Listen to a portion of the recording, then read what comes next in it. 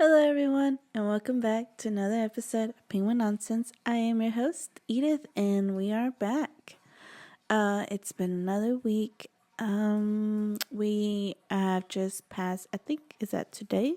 Nope, I think it's tomorrow. It's St. Patrick's Day. But if you did any St. Patrick's Day celebrations during this weekend, I hope you're okay. I hope you didn't drink too much, and I hope you had a good one and a safe one. And without further ado, it's been a good week. I can't complain. We are all alive, so I think that's great. And yeah, it's good to have you here back for another episode. Like I said, it's already March, and now we're halfway through March. Can you believe it? I feel like just last week I told you it was just the beginning of March. But here we are. Now already halfway through. So before you know it, it's going to be Christmas. We're going to all be opening presents again, and then a whole another year is going to have gone by. So, wow, what a rush. But yeah, here we are. And without further ado, let's move on to our first story of today.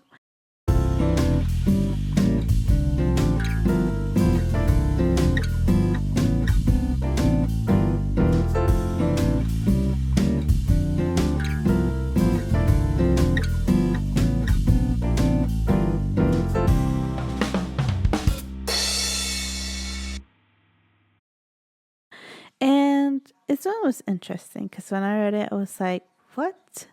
And the title went, Animal poo can be used to save endangered species from extinction, a researcher has found. And when I read that title, I was like, oh, I have to read this. I have to find out why, why, you know? So it goes, turning animal poop off offspring sounds like a zookeeper's conjuring trick.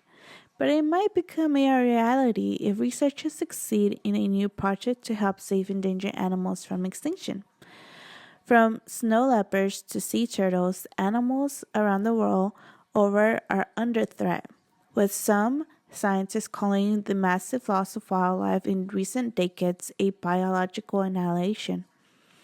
Now, researchers are exploring whether they can use dung to capture and harness animals' genetics diversity. Hell, the zoo poop. The the other way around. The poo zoo. That dyslexia sometimes kicks in.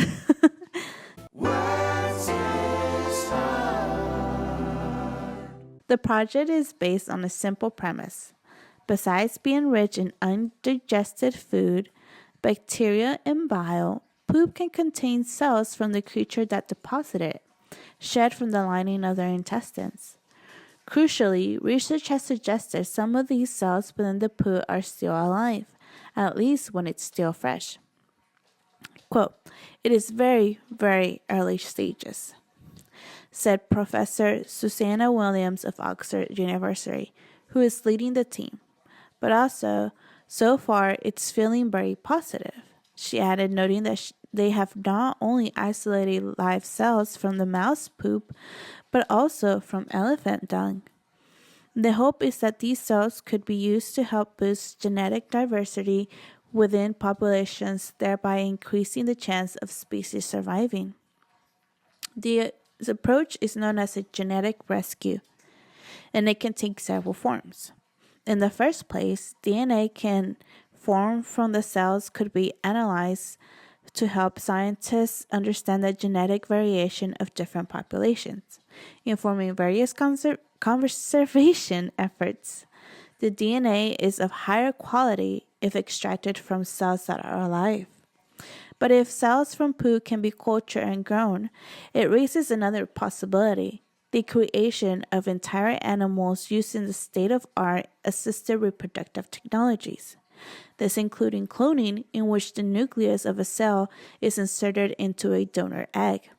An electric impulse is applied, and the resulting embryo is implanted into a surrogate to produce a genetic twin, quotation marks, of the original animal. So perhaps more exciting still is the possibility of reprogramming the cells so that they have the capacity to become any cell type.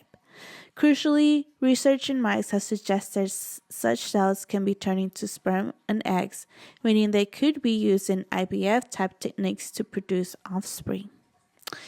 And the thing goes on and on and on. It's very, very lengthy. The article is, and it just goes on about other stuff. But the most main things that I wanted to get to was like the whole, like, if we are able to take these cells from these, from the poo of these animals, we could essentially look more into maybe not even needing these two animals to be in the same room to recreate them, as they were talking about. The second option would be, being able to create or clone these animals just by using their cells. And I know we've talked about this before on the podcast of like, from bringing the woolly mammoth back and all the dinosaurs back and all the stuff that we've talked about. What would be the cause, or like what would happen if we were to bring these animals back? But in this case, these animals are already living here, and in order to help their extinction, that kind of stuff, like if they're already starting to become extinct, in order to help them not get to those numbers, we could help, create animals as it's going, so their population doesn't decline as fast as they have been declining. And as they were saying, like, we are losing our animals, our wildlife, a lot quicker than what it's been, in the past years. And I'm all here for hunting. Like, I don't care. Go out and hunt all those deer, because those deers, they overpopulate really easily. Bunnies, they overpopulate really easy. That kind of stuff. When it's an overpopulation of animals. But when people start hunting like bears and wolves and that kind of stuff that is not so common, that's when it starts to get a little bit bad. And so it creates these numbers, this decline of our animal population. It gets lower and lower.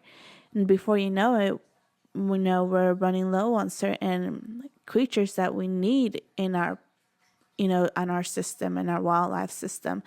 And I think that that's so sad. Or eventually, like, I know when we go to the zoo that's here in Asheboro, they have a thing where they said that the red wolf at some point was, even though it was common here, it is starting to become an extincted animal. Like, the numbers have dropped drastically.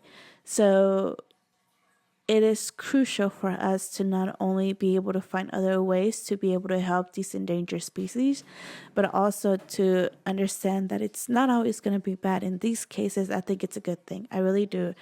I know that playing with these things is bad, and to some degree, because you never know what you're going to get out of it. But if you play it right, and if you do it right, you might be able to help a lot of these species. So I'm here for it. If hopefully this, being able to do it from the poo, I think it's great, because you're not touching the animal. You're letting the animal live. You're not putting them in cages to see if you can get tests from them or anything like that. No, you're just taking the poo, trying to get the cells, and calling it a day. And I think that that'll be a very better and safer way of doing it, and I think it'll work out for everyone. So I really hope this poo theory does go a long way, and is able to help out all these animals that might eventually become extinct or are right now currently in danger. I think it'd be good. I know that plants don't poop, but I think it'd be good if we can keep doing that with the plants. And I think the fact that we don't have to generally keep the plants alive, but like are able to just reproduce them as easy, I think that's why I have a lot of plants not go in danger. But that's also another thing that's also kind of scary at this point, of like the plants that do go in danger to become endangered species. So I think it'll be interesting to see how far they go with this poo.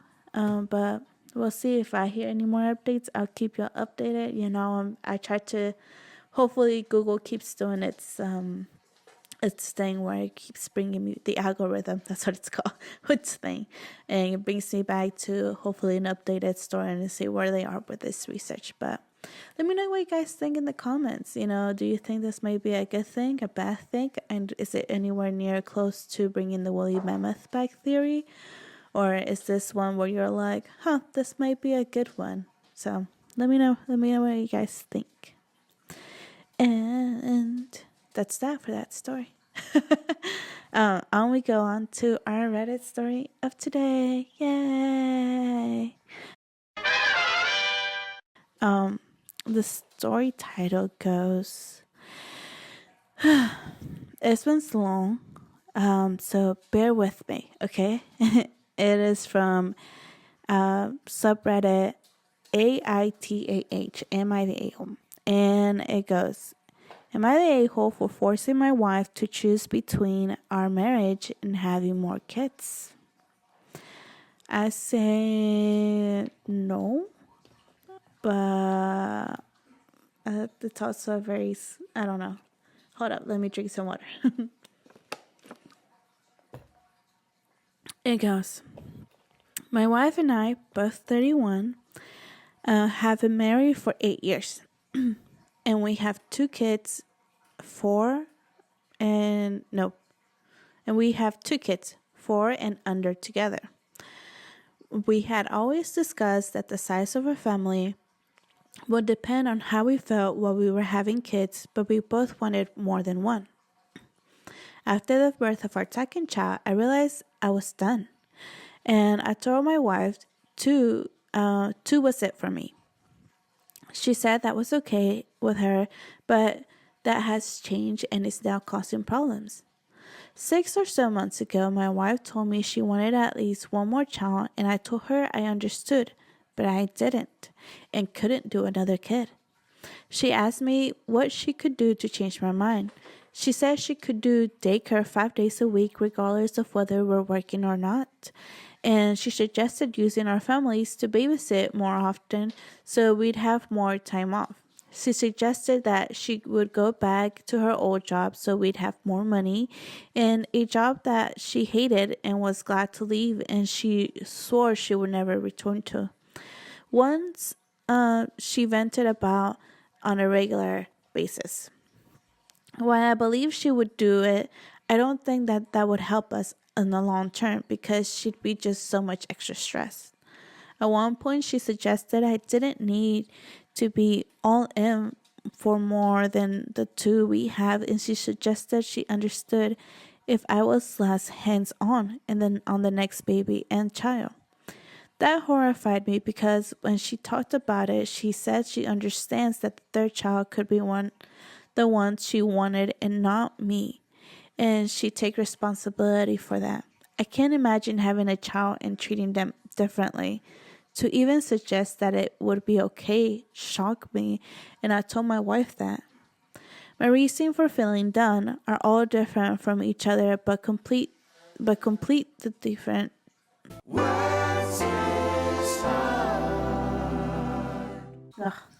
I am having a hard time reading today. Let's try that again. My reasons for feeling done are all different from each other, but complete the feeling for me. My wife has already experienced 2 very difficult pregnancies, and when she was pregnant with our younger child, I found it incredibly stressful to juggle everything, especially when she was hospitalized. The balancing act between being there for our child who missed their mom like crazy and cried for her, to my wife who needed cheering up and encouragement and support and working full time while also taking care of the kids. Not to mention, during that time, her sister and I had a major disagreement because I didn't step up and babysit for her on 3 different occasions, while my wife was in the hospital and I was already balancing a lot. That's a disagreement we have not recovered from either. Her sister and I are civil but not friendly like we used to be. Another reason is money. We spend a large amount on childcare already without adding another. Then I think of the future and how I want to keep saving for them. Then I think one of our kids has some medical issues, and while it's nothing life-threatening, medications like treating.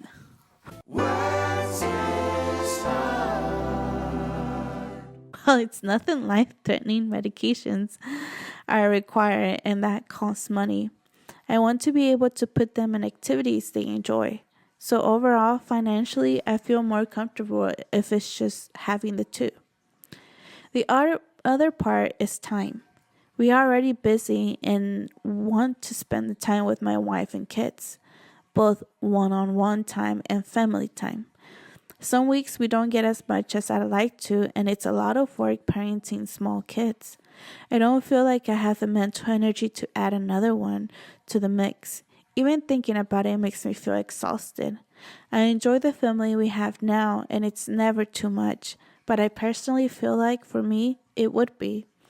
And ignoring one of my kids would not be an option for me. I have explained all of this to my wife, and she still believes we can figure out something that can make us both happy or work for us both. Prior to 6 months ago, we had discussed getting a vasectomy, and I even booked a consult and discussed it. My wife told me she wanted me to put it on hold when this discussion came up. And now we've reached a point where my wife has admitted to me that while she doesn't want a divorce, she resents my refusal to give in and will resent me if I want to have more children with her, at least one more. She told me that she won't be able to help it because she feels this burning desire for more kids. She told me I won't even try her. Ugh. She told me I won't even try her compromises. I told her it's too late to compromise when a child is already here. I told her I can't take a third child back to the hospital if we were to have one. I can't be a dad who screws up their kids by not ignoring one or more. So, I told my wife she needed to make a decision once and for all. Accept having 2 kids and work through my resentment so we can try and stay married, or end our marriage and she can find someone else to have a third child with. I told her I am firmly done. My wife told me it's not fair to give her an ultimatum like this. Maybe she's right, but she wants to deal with this between us and nobody else. And for 6 months, we have made no progress. She's just going to resent me more every day because I won't give her a third child. Am I the a-hole? And there's an ETA. It says, just to clarify a point, my wife has a job. She's always had a job. The offer to go back to her old job is her old employer where she was miserable. She likes where she works now, but they don't pay as much. Okay, that's a lot of information, and I'm sorry, it was a lot, but sorry, the water breaks. I've been trying to drink more water lately, and sometimes my body is just like randomly, water now. I need water. Help me. I need water. Help. But where to even start? I always tell y'all I don't have kids. The closest thing I have to kids, but I keep picking the stories that have kids, right? But you know, the only 2 that I have are my dogs, and that's it. And I know they don't count as real, but it's so sad because I don't feel like this is divorce worthy, but I don't feel like it's working out for either of them. You know, if the mom is really stuck to her guns that she will have her third kid no matter what, and he is stuck to his guns that he wants no more, and that is that, I hate to give him an ultimatum, you know? I feel like it would be a lot easier for her to try to go to therapy to try to work out this resentment that she might have towards him. Then if she really does love him and wants to stay, then then they can stay together and then work through this resentment of not having a third child. But I feel like if the other person is already in the plan of I don't want a third child, I don't think it's fair to bring a third child. The fact that she suggested that he doesn't have to raise the third child. Like, he can be out of the picture if he wants and not pay that much attention to it. I think was a little like crossing the boundary there, or crossing the line there. I do feel like that comment wasn't necessary, because like, what kind of parent, in my head at least, goes and says, let's have another child, but you don't have to take care of this one, but you're still there. Like, the kid is still gonna be there. Like, I would hate to be the child and know that my dad doesn't love me, or my dad just wants nothing to do with me because I'm too much, or he didn't want me to begin with, you know? I feel like that would cause a lot of trauma on that child, and I feel like that's trauma that can be avoided, and I don't think it's fair for the kid. So the fact that she did say that just kind of worries, because like, I know there's a few women out there who want to have kids forever. And I'm not saying it's a selfish thought, but if you know you can't have the kids, why keep bringing these kids to the world? You know, it's a whole thing. Some people just really do enjoy the experience of having kids. And I watch a lot of serial killer documentaries, or just a lot of like, not even the serial killers, but just the documentaries of like people who have done crazy things and that kind of stuff. I watched a lot of documentaries, but one of them was this mom who had like 8 kids, and she did wonderful with her first 4 kids, but for some reason the last 2, something just clicked in her, and she hurt the last little 2.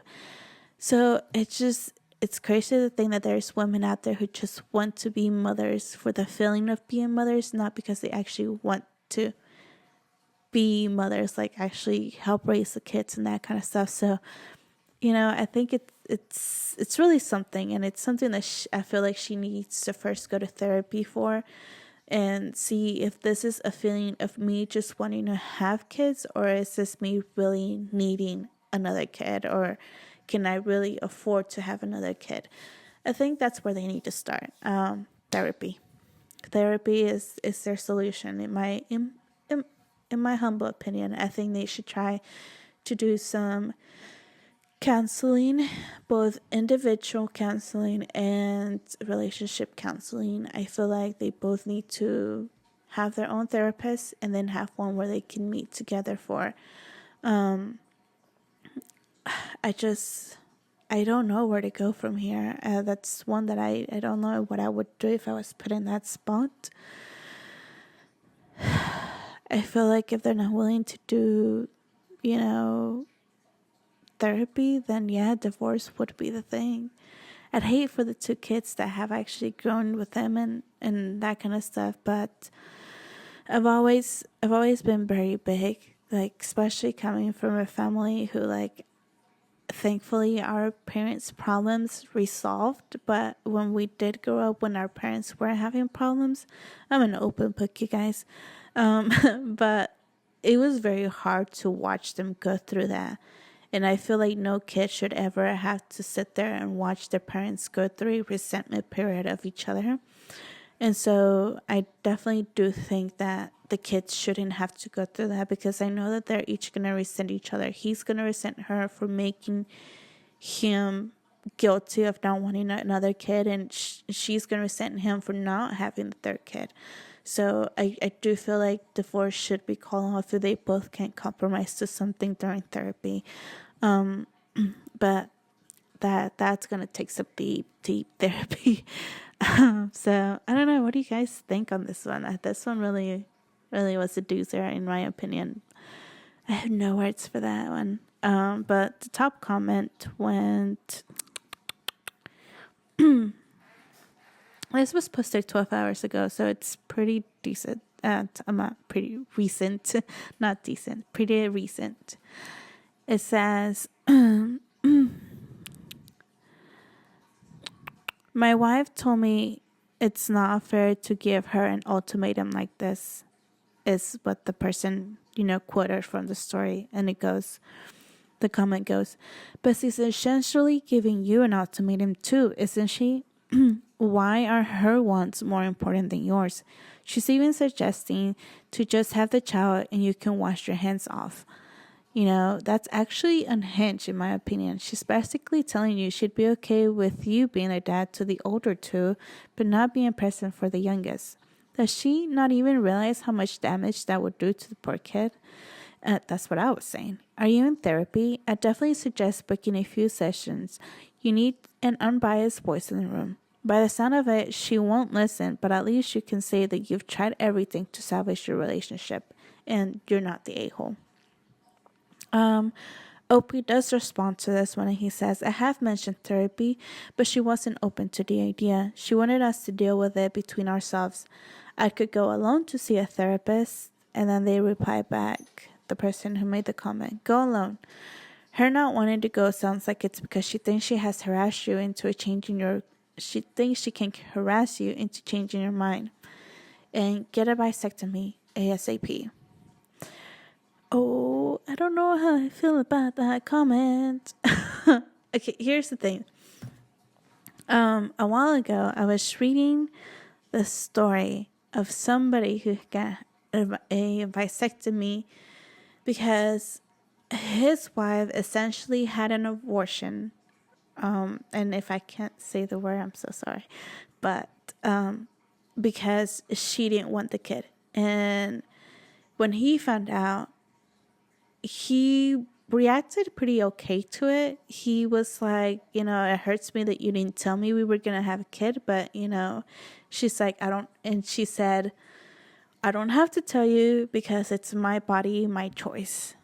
And the guy was like, okay, cool. You're right. That's your body, your choice. You weren't ready for a kid and that's fine. So he went on and had a vasectomy. And he didn't bother to tell her. And she got pregnant. But it turns out it was her kid. It was his kid. She just happened to get pregnant right before he went to get in the vasectomy. But she didn't know. And it was like a whole thing. And later she wanted more kids and he was like, I can't have kids, I had a vasectomy. And she's like, why didn't you tell me you had a vasectomy? And he's like, my body, my choice, I get to do what I want with it. And it was like a whole ordeal, in which he's not wrong. That's his body, his choice, just like that's her body, her choice, but that's why I don't think he should go and get a vasectomy without saying anything. Because in the long term, it can be problems down the road. So I do feel like vasectomies can be undone. They can be undone, and I think he should be like, look, I absolutely cannot do this right now. If I change my mind down the road, I can always get it undone. So I am going to go through and go ahead and have my vasectomy, and that is where I draw the line. I want our marriage to keep going. So let's really do this therapy thing and see if we can eventually come to a conclusion whether we do want this second kid or not.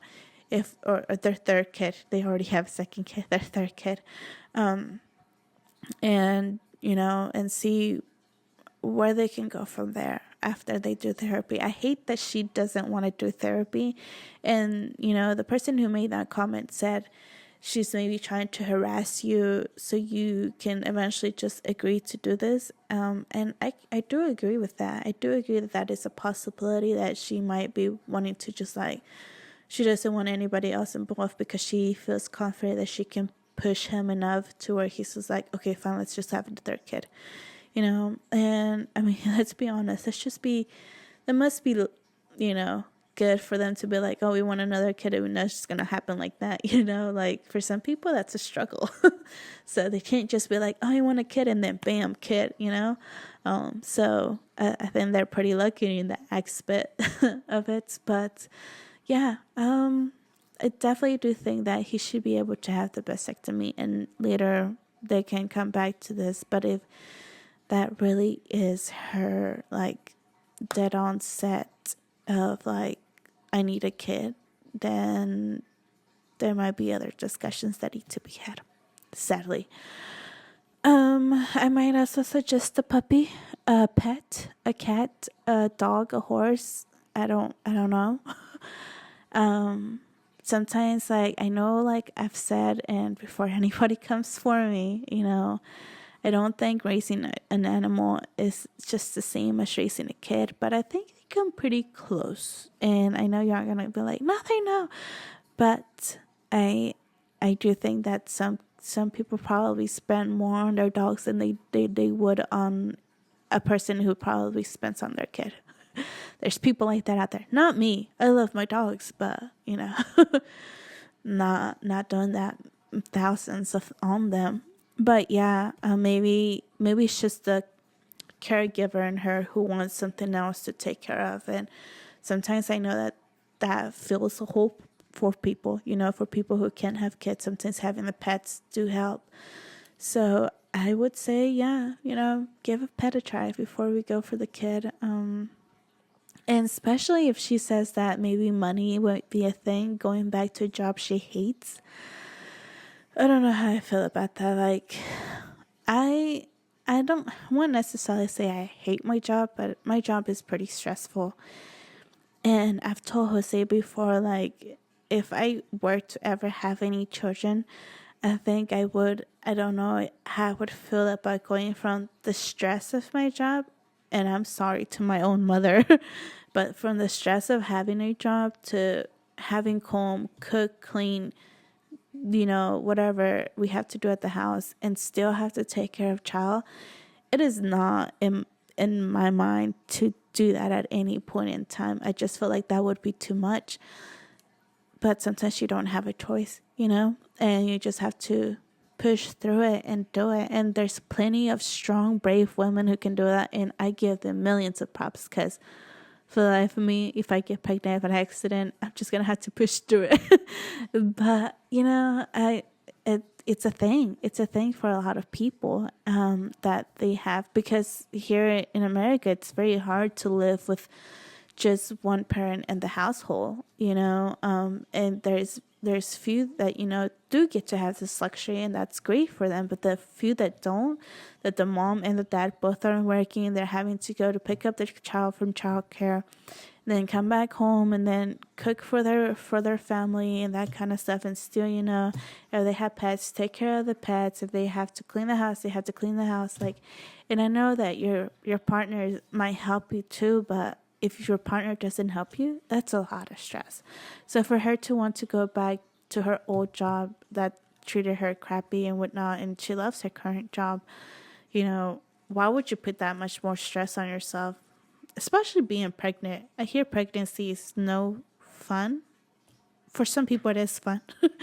But like, to have that extra stress, I'm sure it can't be good for the baby. So I don't think it would be a good idea for her to go back to her old job. So financially,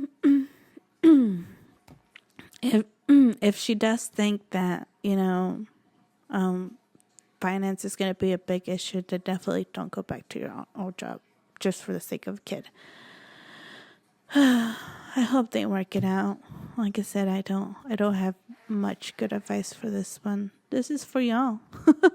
What do you guys think should happen?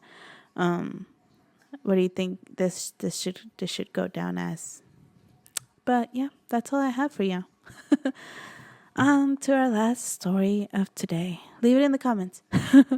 In YouTube or somewhere. Eternity later. I was like, I lost my story. This story is coming from TikTok. And then this is one of the few, I'm not sure if I've done a TikTok story before, but essentially it's just going to be not me reading the article, because there is no article. I did find an article, but it was in Spanish, and then Google Translate wouldn't translate it in English, and I didn't really feel like doing it on live, trying to translate what it said to trying to translate it in English. So it's just gonna be me telling you all about this cool story I found, and obviously I will leave the link so y'all can go see it on TikTok. But it's essentially a dog in Mexico who is currently doing what we call trueques. And in order to explain trueques to y'all, because that's a Spanish word, it is essentially, I want to say the word would be bargaining, but I could be wrong. Essentially, you offer something to someone to get something from them. Like a trade, I think would be the better word for it. I'm not sure.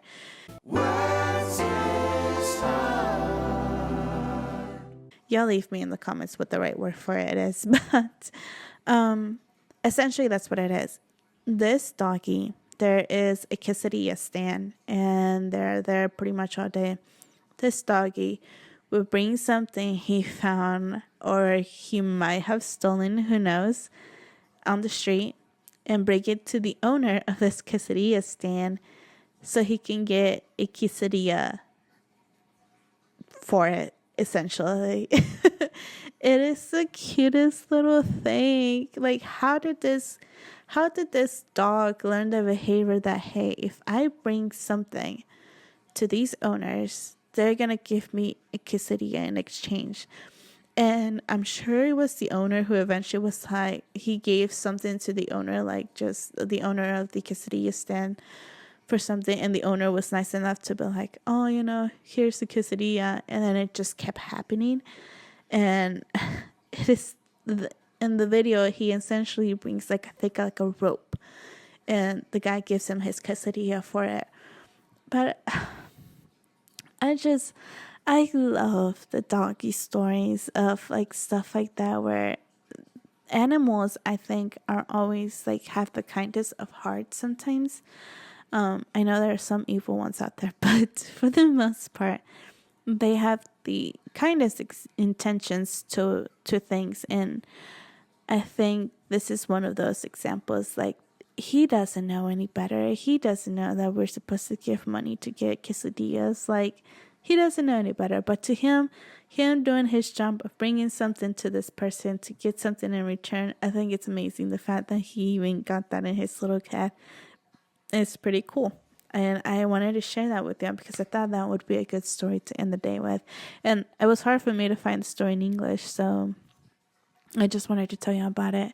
But obviously, like always, I will leave the link in the comments of YouTube, and y'all can go and watch the actual video. But I wanted to leave y'all with that so y'all can tell your coworkers or your friends, whoever you see, about the cute little dog who would bring something to trade so he could eat a quesadilla. That is so cute. I can't remember if it was like a dog that somebody owns or if a dog that's on the street.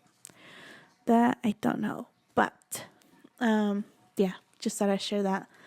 Last feel-good story. Like always, we like to end this with a feel-good story. I hope it made you feel good. I hope that every time you eat a quesadilla, you think of that doggy who traded something to get a quesadilla himself. And he does this on a daily basis, which I think is adorable.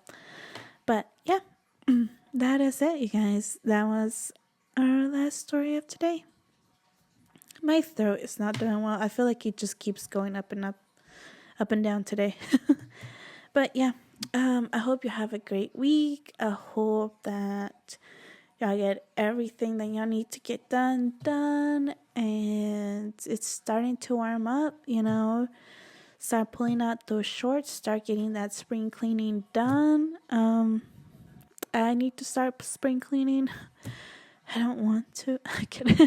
But yeah, it's time. It's time to get our spring cleaning going and put away our sweaters. And I like my turtlenecks, so I probably won't put this away. But start putting away our heavy sweaters. We had some good snows this year. At least here in North Carolina, we typically don't get like good snows here. So the fact that we even had some this year, I was very happy. I was a very, very happy person. But yeah, that is it. That is it, you guys. Thank you for coming. Thank you for showing up. Thank you for being here. And without further ado, that is it. And we are over. Bye, guys. See y'all next week.